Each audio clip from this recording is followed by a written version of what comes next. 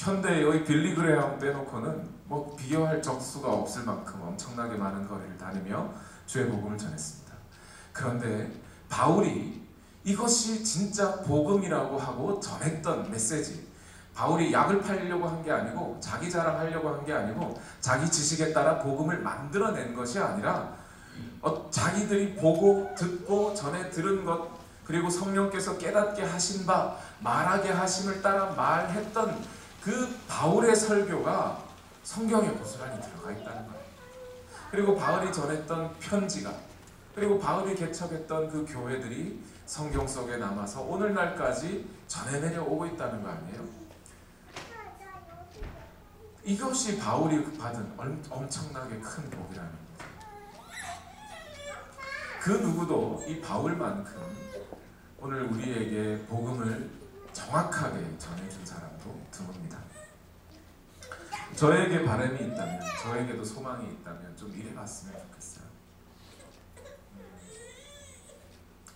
저는 우리 교회가 알링턴 시골쯤 어디에 있고 교회가 여러가지 힘들고 어려운 과정을 거쳤고 성도가 그렇게 많지 않다는 그것 때문에 자괴감이 들거나 목회 때려쳐야지 이런 마음은 거의 들어본 적은 없는 것 같아요. 근데 한편으로 이런 생각은 듭니다.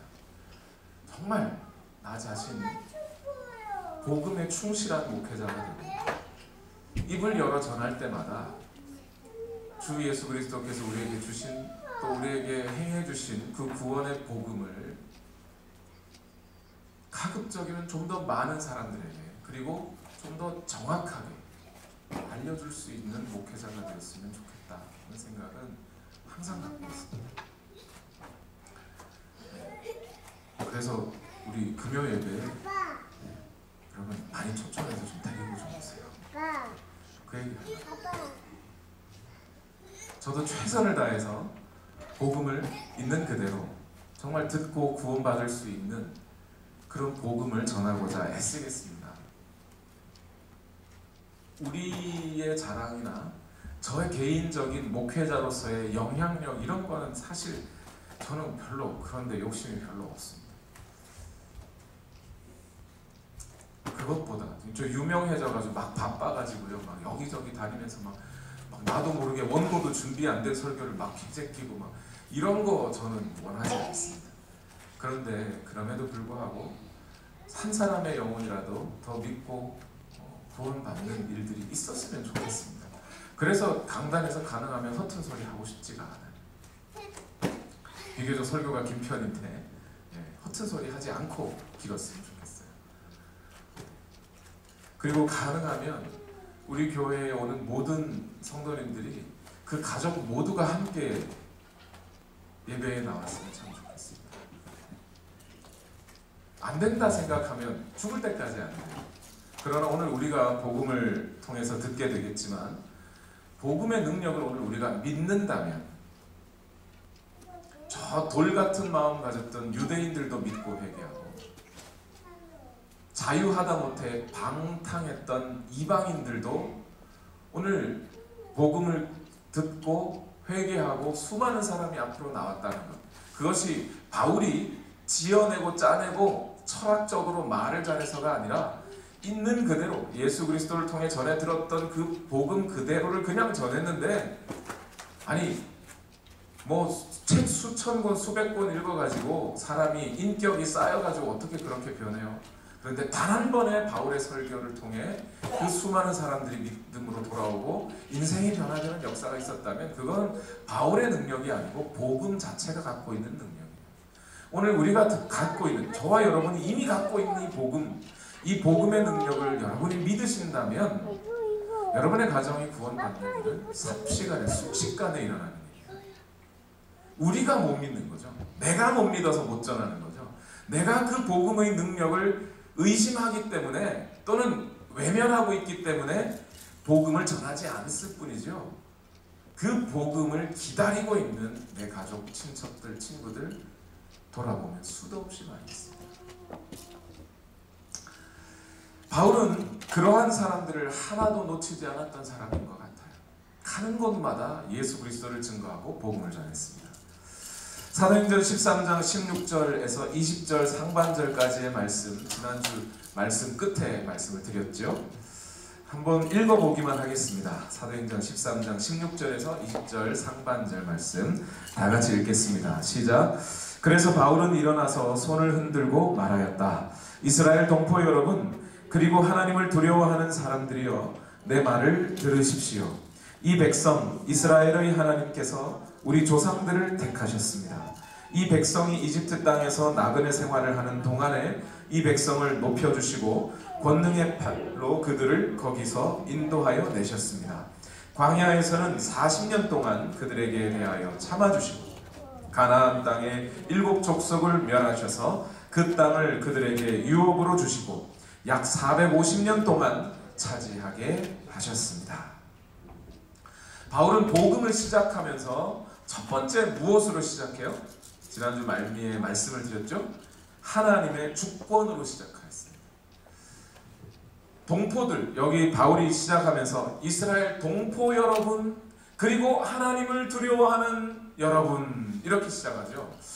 아마 이 말이 지금 사도행전 13장에 있는 바울의 말씀 설교 속에 이 동포 여러분, 하나님을 두려워하는 여러분이라고 하는 이 청중을 부르는 말이 3번이 반복돼요. 그런데 아마 이런 것 같아요. 여기가 지금 어디라고요? 비시디아 안디옥이라는 곳이에요. 이방인의 땅입니다. 예루살렘으로부터 한 400-500km 떨어진 곳이에요. 그 정도 떨어진 땅에서 이스라엘 사람들이, 유대인들이 회당을 짓고 회당에서 믿음을 가지고 그들의 종교 생활을 유지하면서 살았어요. 그러니까 거기는 이방인의 땅인데 유대인들이 유대 종교를 유지하며 살다 보니까 그 땅에 그 유대인들의 회당 예배 가운데 누가 들어왔어요? 이방인들이 들어올 수 있죠. 선을 긋고 살지만 이방인들 중에, 특히 고넬료 같은 사람이 그랬지 않았습니까? 이방인들 중에 어떤 사람은 유대교의 하나님을, 이 하나님이 진짜 하나님이다 알고 유대교로 입교한 사람이 있을 수 있어요. 특히 언제입니까? 다말이라는 여인 여러분 기억하시죠? 모르는 눈치예요. 다말이 이스라엘 군인들이 침략해 왔을 때 다말이 여리고성에 있다가 그랬잖아요. 나 당신들의 하나님의 사람들, 당신들이 섬기는 하나님 진짜 하나님인 줄 안다. 여리고성이 무너질 때 나를 좀 건져달라. 여리고성인가요? 아이성인가요? 저도 목사가 되어가지고 막 헷갈립니다. 다말 기억하시죠? 다말 이방 여인이에요. 그 이방 여인이 유대교의 하나님이 진짜 하나님이라는 걸 알고 입교해 오는 거죠. 그런 것처럼 유대인의 회당 가운데 하나님을 섬기던 유대인들 사이에 이방인들이 끼어 있는 거예요. 그러니까 뭐라고 불러요? 유대인 동포 여러분. 그러고 났는데 저쪽에 보니까 생긴 게 유대인들하고 좀 달라요. 근데 유대인들의 예배 가운데 들어왔네. 그러니까 하나님을 두려워하는 여러분, 이렇게 같이 붙여주는 거예요. 그렇게 한 다음에 이스라엘의 역사로 시작합니다. 이스라엘의 역사로 시작하는데 바울의 말을 잘 들어보면 우리 민족이 이집트에 있다가 모세를 통하여 탈출하여 나왔습니다. 이렇게 표현 안 했죠. 하나님이 모세를 보내셔서 우리를 구출해 주시고 광야에 인도해 주시고 몇 년 동안 참아 주시고 이렇게 하셨어요. 그러니까 바울은 하나님의 역사로부터, 하나님이 하신 손, 하나님의 은혜로부터 모든 구원의 역사가 시작되었다고 말을 하고 있는 거예요. 오늘 우리가 실수하고 있는 부분이 이것이에요. 오늘 우리는 우리의 힘으로 엄마 아빠가 나를 낳아서 이 땅에 내가 여기에 존재하는 것인 양 착각하고 살지만, 오늘 우리에게 구원의 복음이 들려지고 구원이 흘러들어왔다면 그것은 하나님이 하신 거예요. 하나님이 주도하신 거예요. 구원이란 처음부터 끝까지 하나님의 역사이지 우리의 힘이 조금도 못해진 것이 하나도 없어요. 그것을 인정하는 것이 첫 번째입니다. 그 다음 사도행전 13장 20절 하반절에서 22절까지 다 같이 읽겠습니다. 시작. 그 뒤에 예언자 사무엘 시대에 이르기까지는 사사들을 보내주시고 그 뒤에 그들이 왕을 요구하기에 하나님께서는 베냐민 지파 사람 기스의 아들 사울을 그들에게 왕으로 주셔서 40년 동안 그를 왕으로 섬기게 하셨습니다. 그 다음에 하나님께서는 사울을 물리치시고서 다윗을 그들의 왕으로 세우시고 증언하여 말씀하시기를 내가 이새의 아들 다윗을 찾아냈으니 그는 내 마음에 드는 사람이다. 그가 내 뜻을 다 행할 것이다 하셨습니다. 아멘. 자, 바울이 이제 그 다음으로 이스라엘 역사로 넘어갈 길을 사사시대, 그리고 사무엘 시대, 그리고 사울 왕과 다윗 왕을 거쳐갑니다. 자, 바울이 하는 설명을 자세히 다시 한번 우리가 읽어볼 필요가 있어요. 사사기의 시대 또는 사무엘 시대, 사울 왕, 다윗 왕 그 모든 구체적인 역사를 다 알 필요는 없어요. 그런데 바울이 하는 이야기를 잘 들으면 뭐라고 하냐면, 자, 사사의 시대 때는 사사를, 또 예언자 사무엘의 시대 때까지 사사들을 보내주시고, 또 이스라엘 백성이 왕을 요구하기에 하나님은 베냐민 사람 기스의 아들 사울을 왕으로 세워주시고, 그가 40년 동안 하나님을 섬기게 하시고, 그 다음에 사울을 물리치고 다윗을 왕으로 세우셔서 다윗을 통하여 너는 내 마음에 합한 자다, 네가 내 뜻을 다 행할 것이라고 약속해 주셨다는 거예요. 여러분, 사사시대에 이스라엘 사람들에게 죄가 없었을까요? 이집트 땅을 빠져나와 40년 동안 광야 생활을 하고 여호수아의 인도를 통해 가나안 땅에 들어간 사람들, 그때 왕이 없어 사사들이 있었습니다. 그런데 그때 사사기는 반복적으로 뭐라고 얘기를 하냐면 그들에게 왕이 없어 방자히 행하였다. 하나님을 섬기지 않던 시대, 그 사람들이 왕이 없어, 그들을 이끌어줄 인도자가 없어 하나님을 자꾸 잊어버려만 가더라는 거예요. 홍해를 건너게 하시고 또 요단강을 건너게 하시고 가나안 여러 족속들을 몰아내게 하시고 그 땅에 정착하여 살게 하신 하나님, 구름기둥과 불기둥으로 인도하시던 하나님, 만나와 메추라기를 먹여주시던 하나님, 반석에서 물을 내시던 그 하나님을 이스라엘 백성들이 가나안 땅에 들어가서 점차 잊어버리기 시작하더라는 거예요. 그런데 그때까지도 하나님은 어떻게 하셨다는 거예요? 사무엘 시대까지, 사무엘이 마지막 사사가 되는 겁니다. 예언자의 시초가 되기도 하고 사사 중에는 마지막이 되기도 하고, 사무엘 시대까지 하나님이 누구를 세워주셨다고요? 사사들을, 판관들을, 적지들을 세워주셨다, 이렇게 되어 있어요. 그 다음에 뭐예요? 그 다음에 백성들이 왕을 요구하자, 원래 하나님은 왕을 주고 싶어 했어요? 안 주고 싶어 했어요? 왕을 세우는 것을 하나님은 거부하셨어요. 사실은 하나님은 원하지 않으셨어요. 그 백성들이 왕을 섬기는 대신 나를 섬기면 되지 못하러 왕 섬기냐는 거예요. 나와 교제하면 되지 못하러 왕을 통해 교제하려고 하느냐는 거죠. 그러나 하나님께서는 또 그들이 왕을 달라고 하니까 좋아라, 그래서 줍니다. 그래서 세워주는 것이 사울이었어요. 사울이 방자히 행하니 또 하나님 다시 누구를 세워요? 다윗을 세워서 백성들로 하여금 하나님을 기억하게 합니다. 이것이 다 뭐라는 거예요? 바울은 지금 우리 조상들이 광야에서 사사의 시대 때, 사무엘의 시대 때, 사울 왕의 시대 때, 심지어 다윗 왕의 시대 때까지도 우리 이스라엘 선조들이 잘 살았어요? 못 살았어요? 사실 못 살았다는 거예요. 바울 얘기는. 동포 여러분, 우리 이스라엘 선조들이 잘 못 살았습니다, 솔직하게. 그러나 그 과정에서도 하나님은 누구를 보내셨어요? 사사와 사울과 다윗 왕을 보내셨다는 거예요. 그들이 무엇의 증표예요? 하나님이 여전히 이스라엘을 사랑하고 계신다는 거예요. 하나님은 여전히 이스라엘에게 은혜를 베풀어 주셨다는 거예요. 하나님이 구원의 손길을 보내주셨다는 거예요. 오늘날 목사님들 중에 어떤 목사님들은 율법과 복음을 잘못 해석하는 경우가 있어요.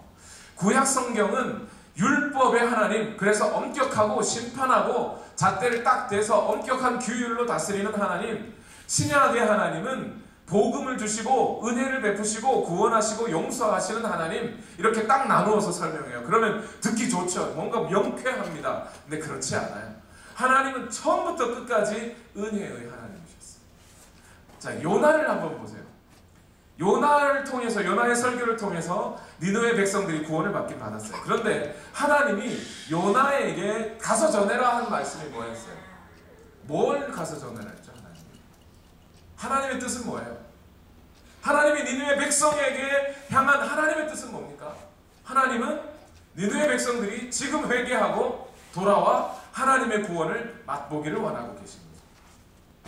비록 이방인들이라 할지라도 그들은 지금이라도 늦지 않았으니 회개하고 돌아올 수 있다는 거예요. 그 사실을 요나에게 알려주라는 거죠. 그런데 요나가 니느웨 성에 가서 전한 복음의 내용은 뭐예요? 뭘 전했어요? 구원을 전했습니까? 심판을 전했습니까? 요나는 심판을 전했어요. 40일 후면 이 땅이 멸망한다 이렇게 전했어요. 요나는 하나님이 심판하기를 원했고 또 하나님은 심판의 하나님이라고 전해져 버렸어요. 근데 정작 하나님이 하신 일은 뭐예요? 그들을 구원하신 거죠. 하나님은 그때도 은혜의 하나님이에요. 지금도 은혜의 하나님이세요. 지금도 하나님은 구원하시는 하나님이세요. 예, 물론 하나님은 심판이라는 것을 하십니다. 분명히 하십니다. 그러나 그 심판을 가능하면 하나님은 어떻게 하시려고 해요? 뒤로 미루려고 하셔요.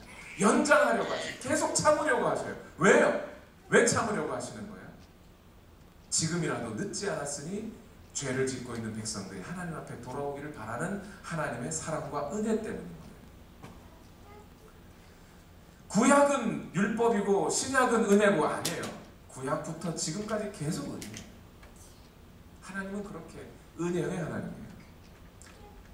복음 전하는 자들이 실수로 하나님을 무조건 심판의 하나님 또는 하나님 무조건 사랑의 하나님 어느 한쪽으로만 전해서 잘못이지요. 오늘 우리에게 구원은 하나님은 동시에 심판하시는 분과 동시에 구원을 주시는 분이라는 사실, 하나님은 사랑이신 분과 동시에 하나님은 진리라는 분, 하나님은 정의와 은혜를 같이 갖고 계신 하나님.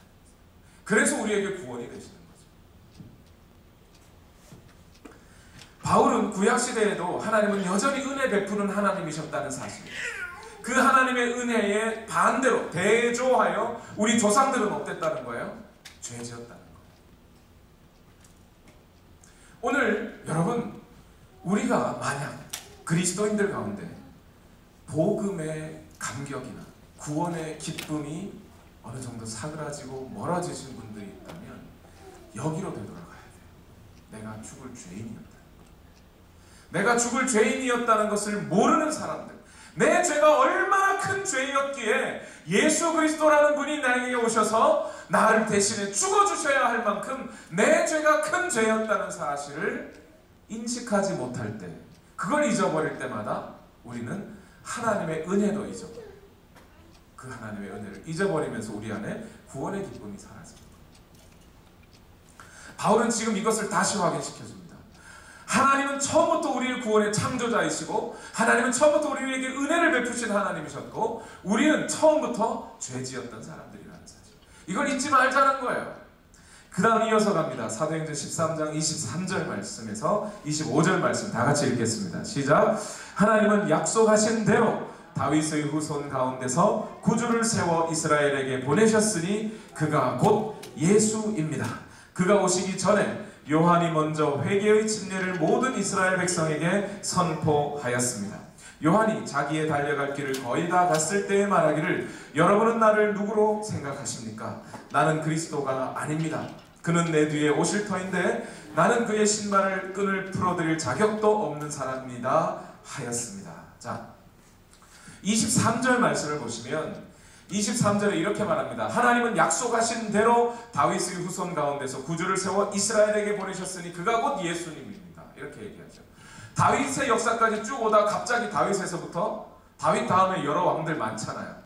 이스라엘. 그리고 바벨론에 끌려갔고 에스라 학사와 느헤미야의 사역을 통해 돌아갔고, 우리 여러분 6월달 생명의 삶 큐티 열심히 하신 분들이 이 말 지금 이해하시죠? 안 하신 분은 몰라요. 느헤미야의 인도를 통해 돌아와 예루살렘 성벽도 재건하였고, 그래서 여러 가지 말라기 예언자들, 선지자들 막 다 있었잖아요. 근데 그거 다 지나고 곧장 예수님으로 점프해버렸어요. 지금 바울이 하려고 하는 얘기 또 한 맥이 또 있습니다. 그건 뭐냐면 이스라엘 구약의 역사가 왜 존재하냐는 거예요.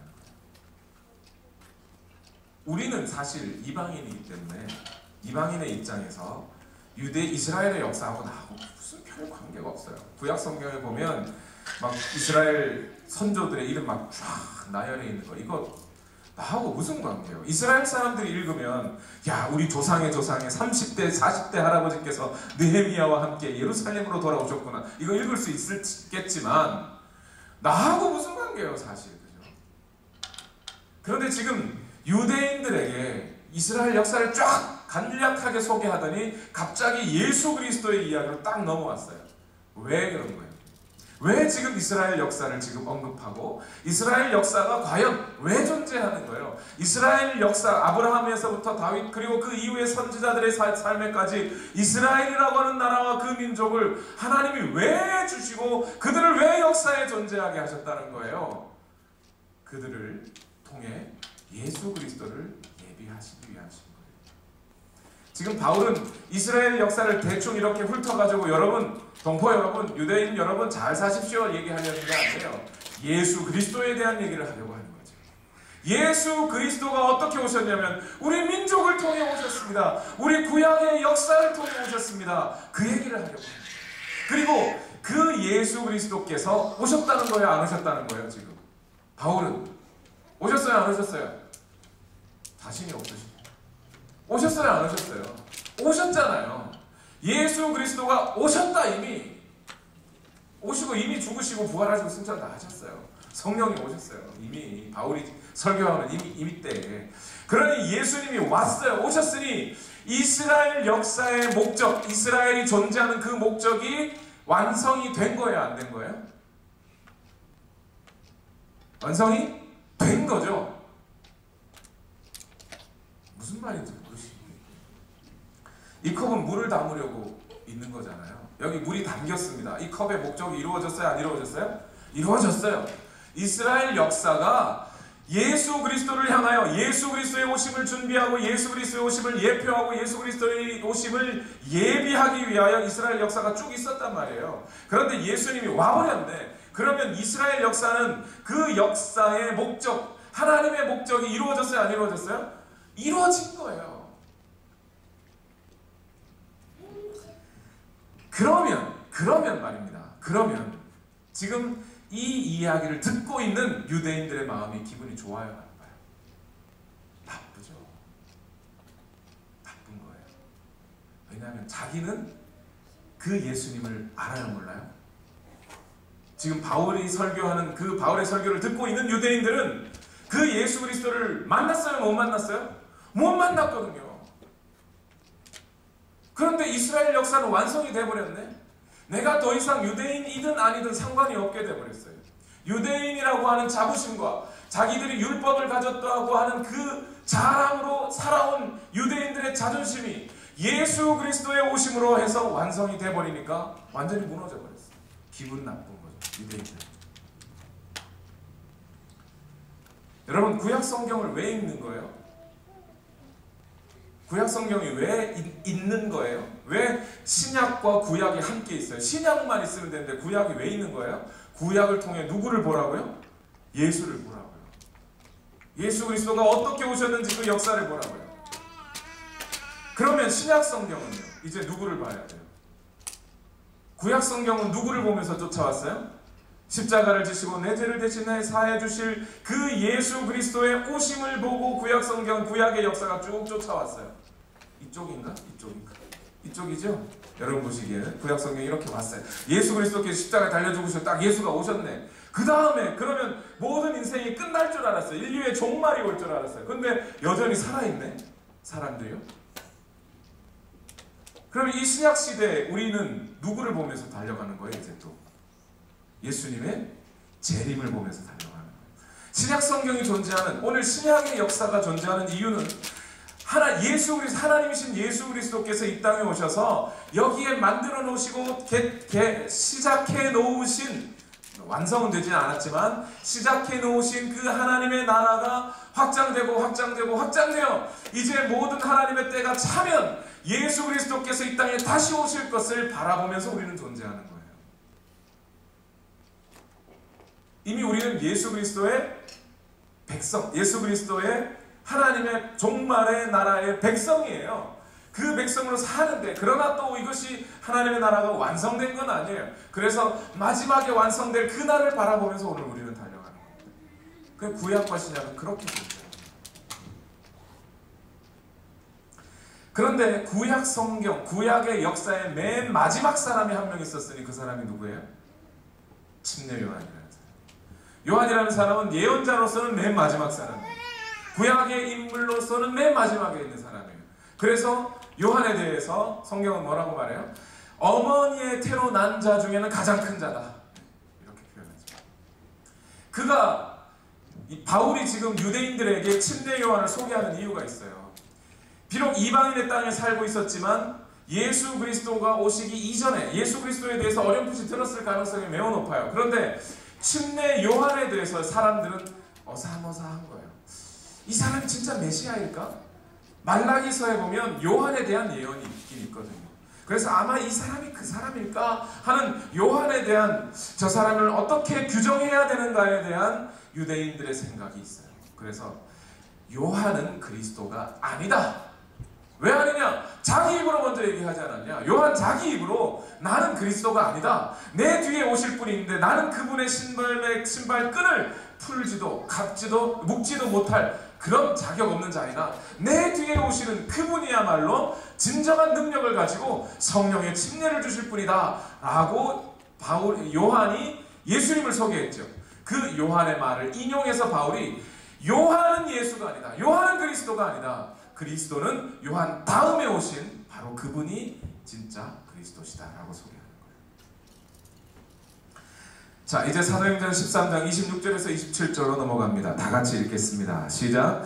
아브라함의 자손인 동포 여러분, 그리고 여러분 가운데서 하나님을 두려워하는 사람들이여, 하나님께서 이 구원의 말씀을 우리에게 보내셨습니다. 그런데 예루살렘에 사는 사람들과 그들의 지도자들이 이 예수를 알지 못하고 안식일마다 있는 예언자들의 말도 깨닫지 못해서 그를 정죄함으로써 예언자들의 말을 그대로 이루었습니다. 자, 26절에 바울은 다시 한번 아브라함의 자손인 동포 여러분, 유대인 여러분, 그죠? 유대인인데 유대교에 있는 여러분, 그리고 여러분 가운데서 하나님을 두려워하는 사람들이요. 이 사람들은 아마 이방인들인데 유대교 안으로 들어온 사람들일 거예요. 나중에 가면 이 두 종류의 사람이 나뉘어져요.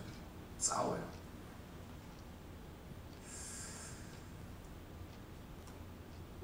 하나님께서 이 구원의 말씀을 우리에게 보내셨습니다.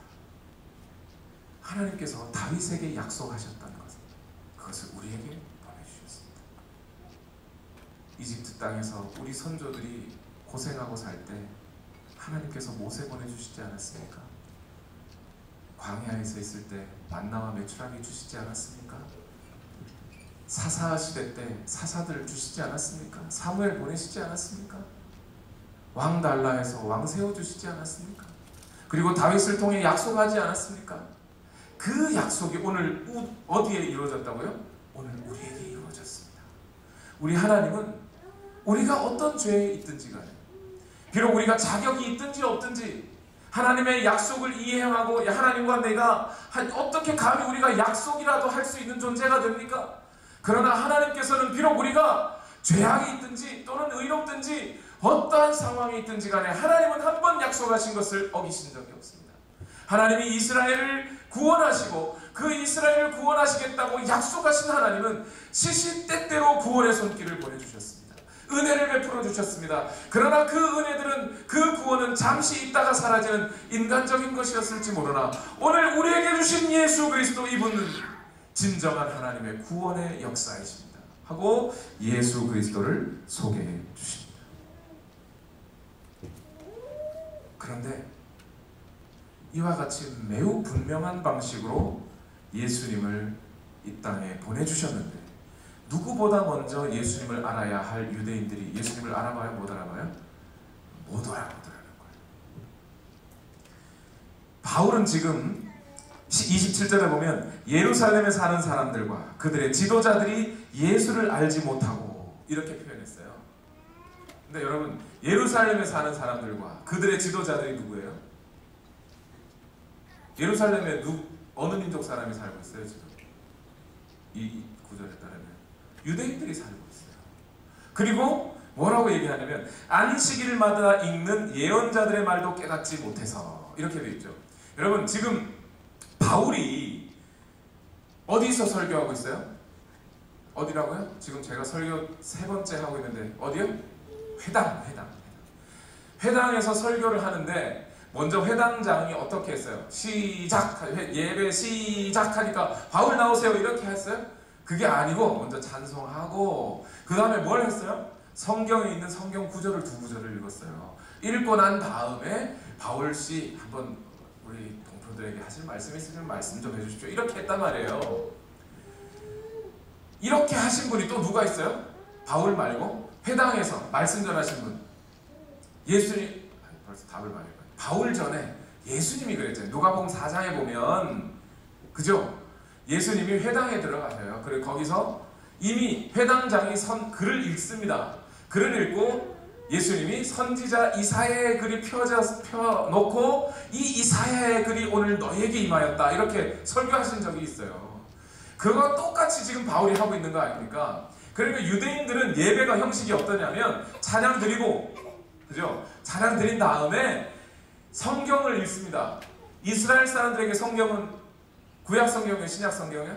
구약 성경밖에 없어요. 그럼 그 구약 성경 중에 2구절을 찾아 읽습니다. 하나는 모세오경에서 한 구절, 다른 하나는 모세오경 외의 다른 책에서 한 구절, 뭐 시편이나 이런 시가서를 읽든지 예언서를 읽든지. 근데 주로 예언서를 읽었던 것 같아요. 그러니까 모세오경의 한 구절, 예언서의 한 구절을 예배 때마다 안식일마다 읽었다는 거예요. 그런데 그 선지자 예언자들, 모세오경은 그렇다 치고, 모세오경은 지금 역사를 언급했으니까 됐다 치고, 예언자들의 말씀은 특히 이사야서나 이런 예언자들의 말씀을 읽어보면 하나님께서 우리에게 구원자를 보내실 것이다, 메시아를 보내실 것이다고 하는 예언이 계속 계속 나오죠. 그러니까 이 바울 얘기는 뭐냐면 유대인들이 누구보다 먼저 예수가 그리스도라는 사실을 알아야죠. 예언서를 계속 읽었으니까, 매주 읽었으니까. 근데 예수님이 왔는데 못 알아봤다는 거예요. 예수님이 왔는데 못 알아본 것은, 근데 이것조차도 어디에 있어요? 예언서에 기록되어 있어요. 각기 제 길로 갔거늘 여호와께서는 우리의 죄악을 그에게 담당시키셨도다. 이사야서의 예언을 보면 하나님의 고난받는 종의 노래가 나와요. 거기에 그 하나님의 고난받는 종, 그게 메시아란 말이에요. 그런데 그 메시아의 역할과 메시아가 누군지 하나님의 백성들이 그걸 모르고 각기 제 길로 가버리더라 라고 이사야가 예언해놨어요. 그러니까 유대인들이 예언서를 읽고도 예수를 못 알아본 것은 예언서의 내용 그대로다. 바울입니다. 오늘 유대인 당시들, 예루살렘에 있는 유대인뿐만 아니라 오늘 이 비시디아 안디옥에 있는 유대인 당신들도 예언서 맨날 읽었지. 오늘도 읽었지. 근데 당신들이 예수를 알아봤어? 못 알아봤지? 이 얘기예요 지금 바울은. 못 알아본 거 그것마저도 예언서에 다 기록되어 있네 이 사람들아 라고 얘기해요. 우리가 이럴 수 있어요. 성경을 매일 읽고 성경을 암송하고 성경을 필사하고 성경 속에 그냥 파묻혀 살아도 예수 그리스도를 모를 수 있다고요. 그러나 이렇게 얘기한다 그래서 성경을 읽지 않아도 된다, 안 읽어봐야 소용없어, 이런 얘기가 아니에요. 그러나 오늘 우리에게 누가 계셔요? 성령님이 계셔요. 그리고 그 성령님이 우리가 성경을 읽을 때마다 조명이라는 걸 해주셔요. 이 말씀이 어떤 뜻인지 이해시켜 주셔요. 그래서 설교를 들으면, 신약 성경을 읽어보면 성령님의 조명하심 속에서 읽는 사람들은요, 구원받은 그리스도인들은요, 읽으면 이게 무슨 말인지 이해가 돼요. 어렴풋하게나마 이해가 돼요. 설교 들으면 조금 더 정확하게 이해가 되고 이게 복음서로구나 알게 돼요. 예수 그리스도가 왔는데 예수 그리스도를 몰라보네. 이게 마치 로마서 2장 28절과 29절의 말씀을 생각나게 합니다. 28절에서 로마서 2장 28절과 29절 말씀 다 같이 읽어볼까요? 시작. 겉모양으로 유대 사람이라고 해서 유대 사람이 아니요 겉모양으로 살갗의 할례를 받았다고 해서 할례가 아닙니다. 오히려 속사람으로 유대 사람이니가 유대 사람이며 율법의 조문을 따라서 받는 할례가 아니라 성령으로 마음에 받는 할례가 참 할례입니다. 이런 사람은 사람에게서가 아니라 하나님에게서 칭찬을 받습니다. 바울은 지금 뭐라고 하는 거예요? 유대인들이여, 우리 이스라엘의 역사는 예수 그리스도가 오심으로 이미 그 목적을 이미 다 완수해버렸습니다. 우리가 살갗에 받는 할례를 통해 우리가 유대인이라고 자랑합니까? 그걸 자랑할 필요가 없습니다. 진짜 그리스도인, 진짜 하나님의 백성은, 진짜 이스라엘 백성은 살갗에 할례를 받은 백성이 아니라 예언서를 안식일마다 읽는 그런 형식적인 차원에서의 이스라엘 족속이 진짜 이스라엘이 아니라 정말 이스라엘은 그 마음으로부터 예수 그리스도를 알고 성령의 조명하심을 통해 성경을 읽을 때마다 예수 그리스도를 발견하고 그 예수 그리스도 안에 사는 사람, 그 사람이 진짜 하나님의 백성이요 이스라엘 백성이라는 겁니다 라고 이야기를 해주는 거예요. 지금 바울은. 넘어갑니다. 사도행전 13장 28절에서 31절 다 같이 읽읍시다. 시작. 그들은 예수를 죽일 만한 아무런 까닭도 찾지 못하였지만 빌라도에게 강요하여 예수를 죽이게 하였습니다. 이와 같이 그를 가리켜 기록한 것을 다 행한 뒤에 그들은 예수의 시체를 나무에서 내려다가 무덤에 두었습니다. 그러나 하나님께서 예수를 죽은 사람 가운데서 살리셨습니다. 그래서 예수는 자기와 함께 갈릴리에서 예루살렘으로 올라간 사람들에게 여러 날 동안 나타나 보이셨습니다. 이 사람들은 지금 백성에게 예수의 증인입니다. 제가 슬쩍 지나왔는데 여러분, 슬쩍 지나왔는데 자 28절과 29절 잠시만 보시면 28절과 29절의 주어가 뭔가요? 28절의 주어는 뭐죠? 예수를 죽이게 하였습니다. 누가? 그들은. 그죠? 그들이 누구예요? 바울이 얘기했던 그들은 예루살렘에 사는 유대인과 그 지도자들은이죠. 그 지도자들은 예수를 죽이게 하였습니다. 29절 이와 같이 그를 가리켜 기록한 것을 다 행한 뒤에 그들은 예수의 시체를 나무에서 내려다가 무덤에 두었습니다. 30절로 가니까 30절은 어떻게 해요? 그러나 하나님께서 살리셨습니다. 이렇게 돼 있죠. 예수를 죽인 것은 누구예요? 우리가 죽였다. 지금까지 바울은 그 문장에서 하나님이 주어가 아니었던 적이 없어요. 계속 하나님이었어요. 그러다가 28절과 29절에 가서 주어가 싹 바뀌어가지고 그들이 죽였습니다. 이 그들이 결국 유대민족 아니에요. 유대민족. 그 유대민족이, 우리 민족이 그 그리스도를 죽여버렸습니다. 그러나 하나님이 우리가 죽인 예수를 다시 살렸습니다. 결국 바울이 하고자 하는 말은 뭐예요? 예수 그리스도를 죽인 것은, 죄 지은 것은 우리가, 예수를 다시 살리신 것은 하나님이십니다. 우리가 죽인 그분이 누구십니까? 하나님이 보내신 분이십니다. 하나님의 아들이십니다. 근데 그 아들을 우리가 죽였습니다. 우리가 죽일 동안에 하나님은 뭐 하셨습니까? 인내하신 거예요. 참으신 거예요. 견디신 거예요. 하나님이 능력이 없어서가 아니에요. 이 과정을 통해야만 우리에게 구원이 미칠 것이기 때문에. 그래서 참아주신 거예요. 하나님은 그 참는 것도 은혜로 참아주신 거예요. 오늘 여러분이 죄를 지어도, 오늘 저와 여러분이 죄 가운데 거하고 있어도 벼락 안 떨어집니다. 버트란트 러셀이라고 하는 사람이 내가 하나님이 안 계시다는 것을 증명해 보일까? 내가 지금 하나님을 저주해도 나 안 죽는다. 그것이 바로 하나님이 안 계시다는 증거다. 이렇게 얘기했어요. 그랬더니 그 말씀을 받아들인 목사님 한 분이 그래요. 하나님이, 그것이 어떻게 하나님이 안 계시다는 증거냐? 하나님이 너의 죄를 보고도 참고 계신 하나님의 사랑의 증거일 뿐이다 라는 얘기예요. 바울은 여기에서 하나님의 은혜의 절정을 얘기해 줍니다. 하나님이 그 아들을 죽이는 데까지도 하나님은 참고 계셨어요. 그것이 하나님의 은혜인 줄 알아요. 그러나 하나님은 모든 것을 다시 원상복귀 하셨어요. 모든 것을, 아니 그 원상복귀보다 더 낫게 만들어 주셨어요. 그 아들을 부활시키시고 만유 위에 뛰어난 이름을 그에게 주시고 우리로 하여금 이제 단순히 다윗의 백성이 아니라 단순히 모세의 백성이 아니라 우리를 하나님의 백성으로 삼을 수 있는 기회를 우리에게 또한 주셨다는 사실.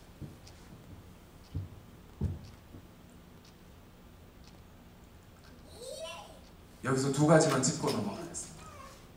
이거 안 하고 가려다가 꼭 얘기해야 될 것 같아요. 여러분, 기독교의 진리는요, 지금 제가 혹시나 행여나 지금 제가 하는 얘기가 뜬구름 잡는 이야기라고 들리시는 분이 있다면, 무슨 철학적인 이야기라고 들리시는 분이 있다면 여러분 자신의 믿음을 다시 의심해 보세요. 왜냐하면 저는 지금 성경에 있는 바울의 설교를 그냥 설명만 하고 있습니다. 제가 뭐 만들어내는 얘기가 아니에요. 첫 번째, 바울의 설교를 통해서 우리가 알 수 있는 진리는 뭐냐면요, 기독교의 진리는 우리의 믿음은 역사적 사실에 근거합니다. 가장 큰 역사적 사실은 어떤 거예요? 예수 그리스도가 십자가에 달려 죽으시고 부활하셨다는 이 사실을 부인하면 다 이단이에요. 다 가짜예요. 이거 부인하면, 특히 뭘 부인하면요, 부활을 부인하는 것, 부활교리를 부인하는 것, 다 이단입니다. 다 가짜입니다. 역사적 진리에 근거하고 있는 게 기독교 진리입니다. 그래서 앞에 있는 목회자들은요, 무슨 사변적인 철학적인 얘기를 끌어놓으려는 게 아니에요. 오늘 우리의 현실을 얘기하려고 하는 거예요. 하나님 우리의 현실을 뚫고 들어오셨어요. 하나님이 저와 여러분의 삶을 뚫고 들어오셔서 우리 안에 구원을 이루어 주신 거예요. 그것을 우리는 믿고 우리 현실을 살아가라는 겁니다. 어떤 책 중에 훌륭한 제목이 있었죠. 다윗, 현실에 뿌리 박은 영성이라는 제목이 있었어요. 우리의 믿음은 뜬구름 잡는 얘기가 아니에요. 두 번째, 기독교 진리는 하나님이 인류 역사에 개입해 들어오신 역사적 사실에 기초한다고 그랬죠. 첫 번째. 두 번째는 하나님이 인류 역사에 들어오시는 그 순간, 그게 뭐가 돼요? 우리의 닫혀있는, 인간의 사고방식 속에 닫혀있는 우리의 세계관으로 하나님이 인류 역사에, 사람의 역사에 뚫고 들어오시는 그 사건이 뭐가 되는 거예요? 기적이 됩니다. 예수 그리스도가 그가 신이시면서도 동시에 사람의 육체를 입고 오셨다는 사실, 이게 기적이 아니면 뭡니까?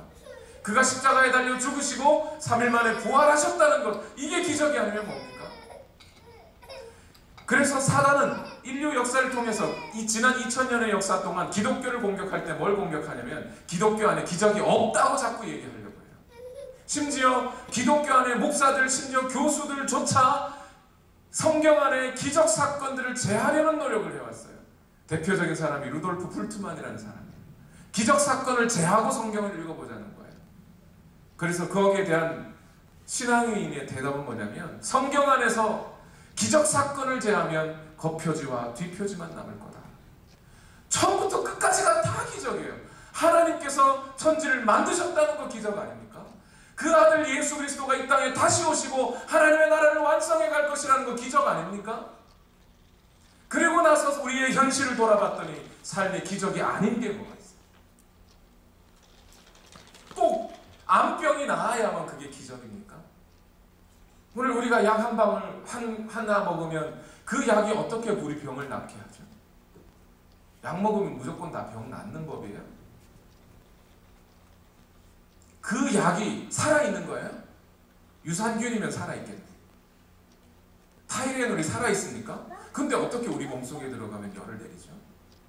그건 기적 아닙니까? 여러분의 자녀들이 육체를 가지고 이 땅에 온 것은 기적 아닌가요? 그거는? 아니 대체 저 아이들이 어디서 나온 거예요?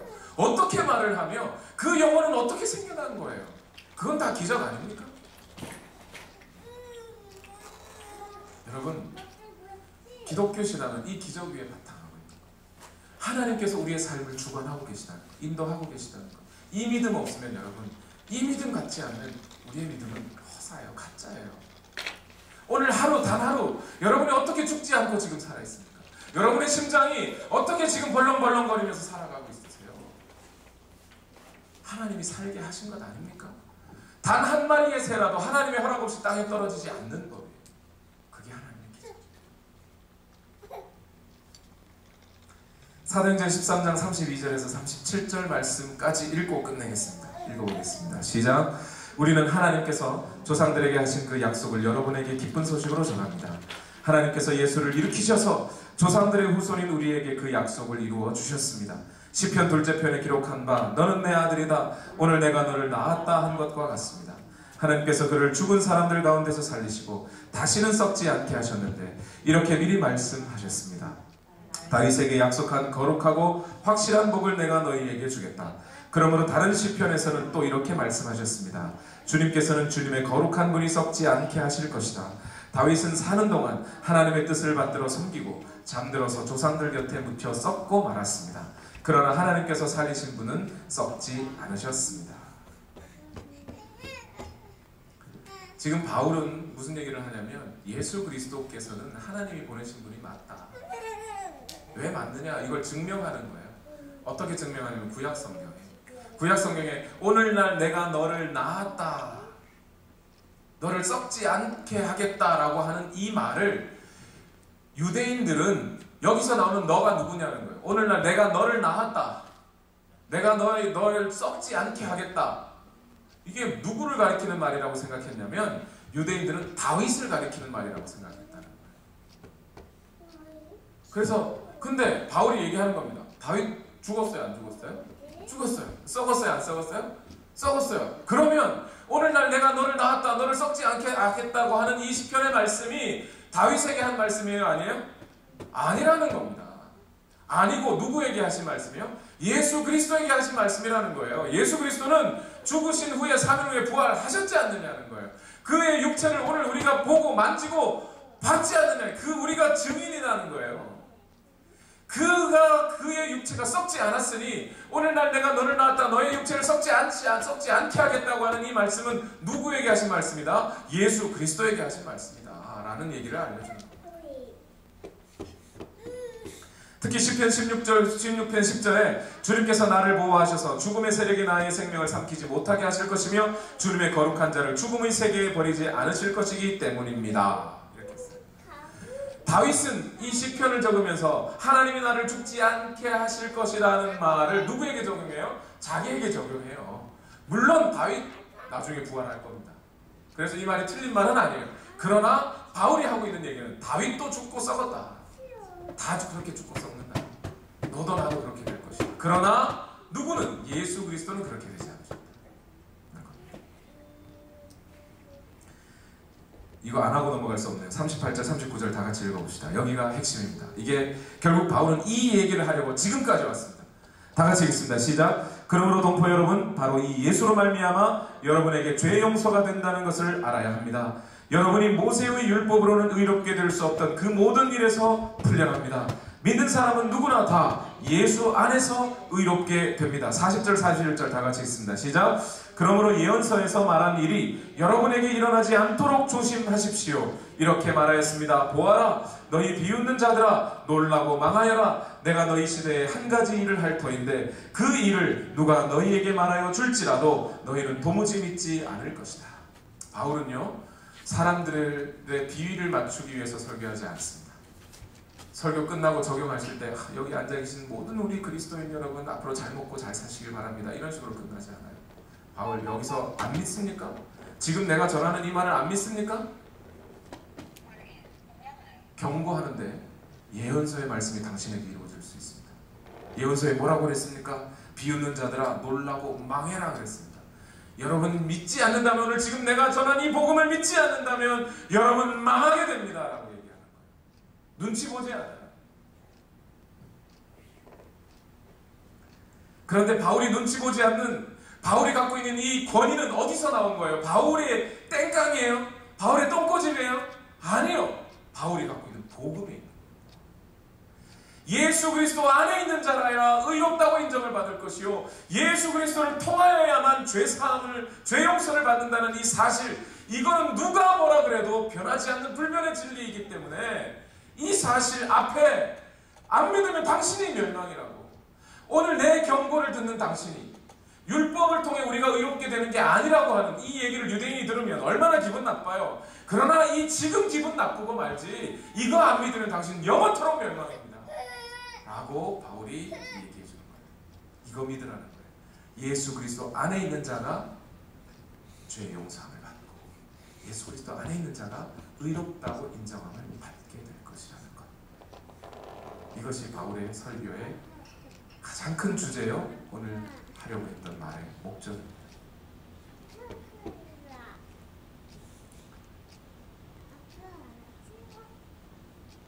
여기서 오늘 저의 설교도 마무리 짓겠습니다. 여러분 길게 들어주셨는데 감사합니다.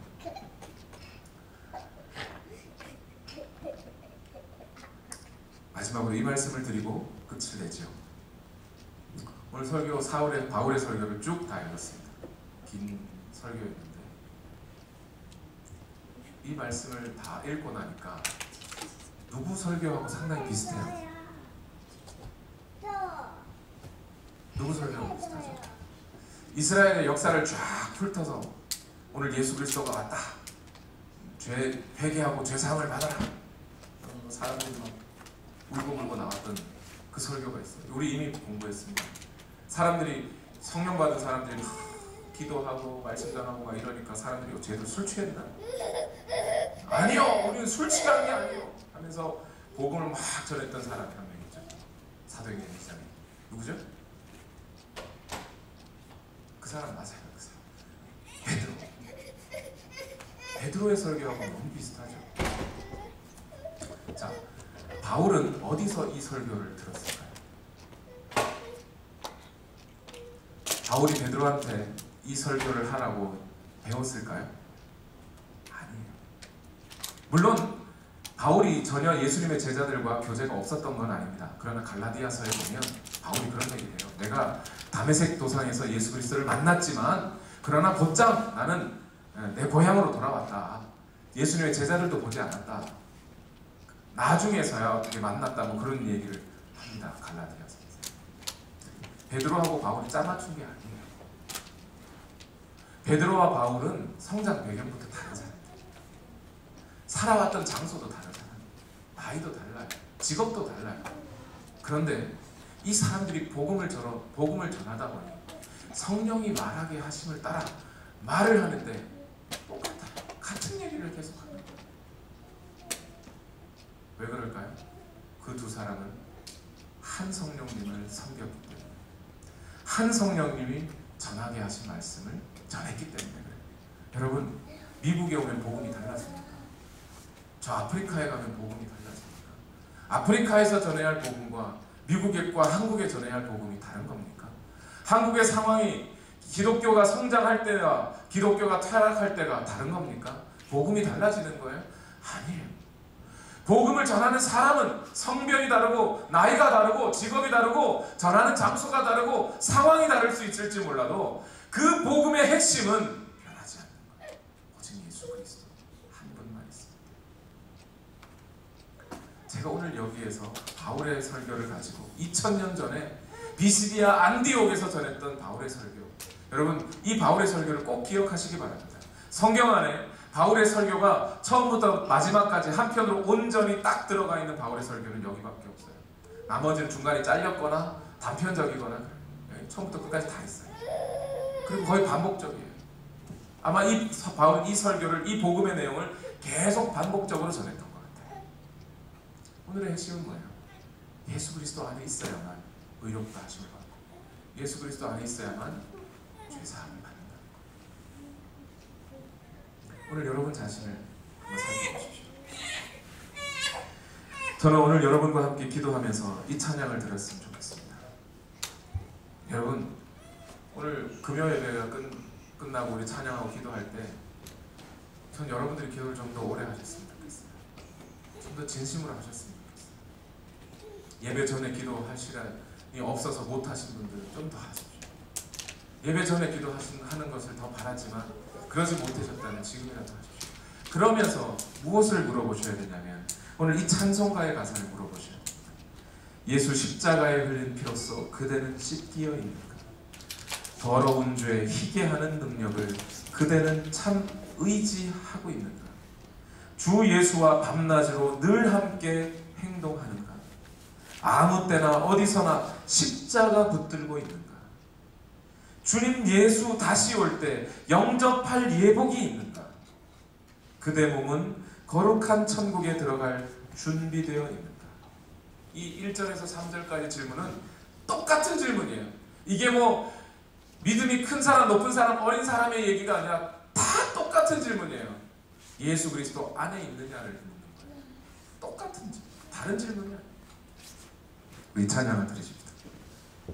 우리 찬양 뜨겁게 오늘 찬양 함께 들으시면서 주의 복음을 기억하고 오늘 하나님 앞에 우리 자신을 내어드리면서 기도할 때 하나님, 내가 진짜 거듭난 사람 맞습니까? 지금 내가 그리스도 안에 있는 거 맞습니까? 내가 진짜 복음으로 예수를 만난 사람 맞습니까? 밤낮 주 예수와 동행하고 있습니까?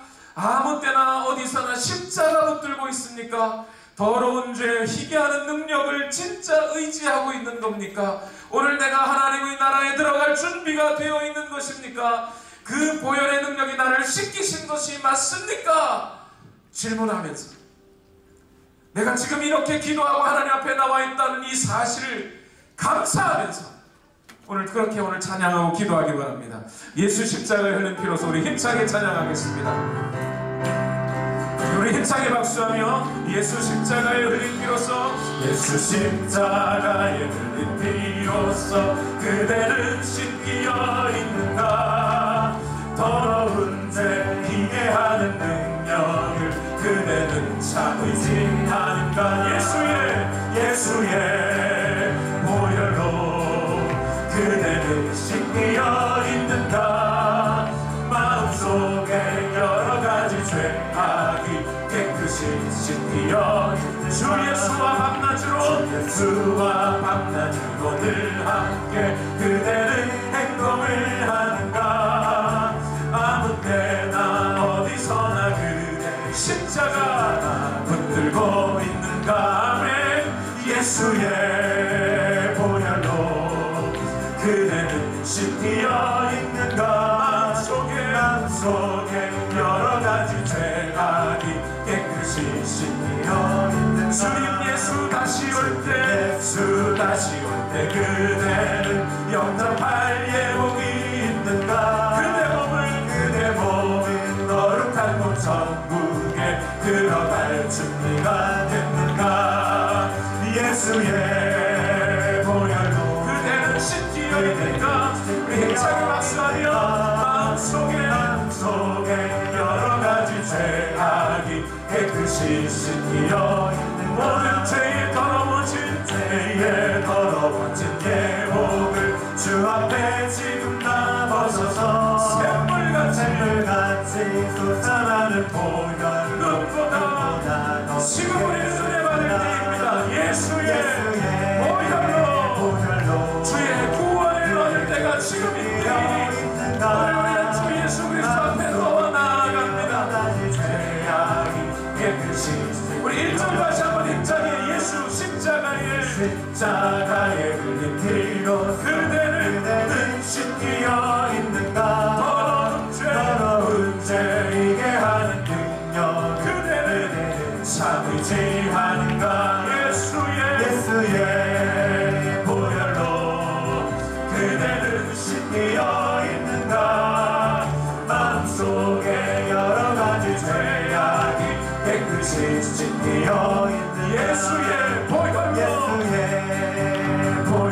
그대는 씻기어 있는가? 마음속에 여러 가지 죄악 우리 4절 다시 합니다. 모든 죄에 더러워진 예복을 주 앞에 지금 다 벗어서 샘물같이 솟아나는 보혈 눈보다 더 희게 씻으라. 예수의 보혈로 그대는 씻기어 있는가? 마음속에 여러 가지 죄악이 깨끗이 씻기어 우리 한 번 더 진짜게 예수의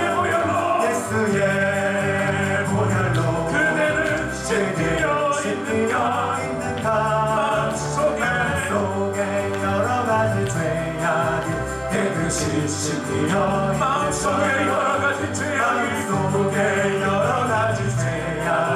깨끗이 씻기어 있는가? 우리 시간 다 같이 두 손을 높이 들고 함께 기도하실 때 하나님, 오늘 내가 예수 그리스도 안에 거하게 하옵소서. 하나님의 은혜 안에 거하게 하여 주시옵소서. 이 믿음과 확신 가지고 살아가게 하여 주시고, 오늘 나를 구원하시고 내 죄 상하신 예수 그리스도 안에서 참 행복과 참 기쁨을 누리는 내 인생 되게 하여 달라고, 주 성령께서 나와 영원히 함께 하여 달라고 우리 시간 다같이 주여 한번 외치고 합심하여 기도합니다. 주여, 살아계신